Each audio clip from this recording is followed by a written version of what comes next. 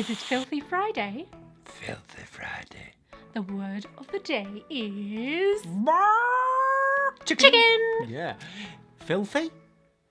Not filthy. Filthy? No, it's not filthy. Sorry. Clean as a whistle. Yeah. However. Okay. What have you got for us? Beef, on Beef? the other hand, is incredibly filthy. Dirty. Yes. Beef can stand for prostitute, for it satisfies your appetite.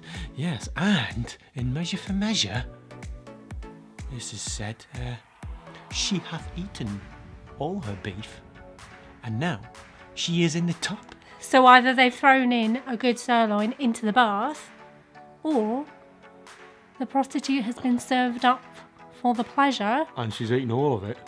and now she's having a wash. Because she's filthy. Filthy. Filthy.